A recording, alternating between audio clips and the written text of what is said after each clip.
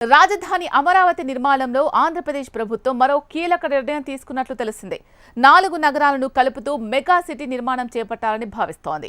గుంటూరు, విజయవాడ, మంగళగిరి, అమరావతిలను అనుసంధానం చేసి మెగా సిటీగా అభివృద్ధి చేయాలని ఏపీ ప్రభుత్వం యోచిస్తోంది. ఆర్థిక అభివృద్ధికి రియల్ ఎస్టేట్ కీలకమనే భావనలో ప్రభుత్వం ఉంది. దీంతో ఈ 4 నగరాలు కలిపి మెగా సిటీ ఏర్పాటు చేస్తే గుంటూరు ఎడ్యుకేషనల్ హబ్గా, విజయవాడ బిజినెస్ క్యాపిటల్గా, మంగళగిరి లాజిస్టిక్ హబ్గా అభివృద్ధి చెందనున్నాయి. ఆంధ్రప్రదేశ్ రాజధాని అమరావతిని ప్రపంచ స్థాయి నగరంగా తీర్చిదిద్దాలని భావిస్తున్న టీడీపీ కూటమి సర్కార్ ఆ దిశగా కీలక అడుగులు వేస్తోంది.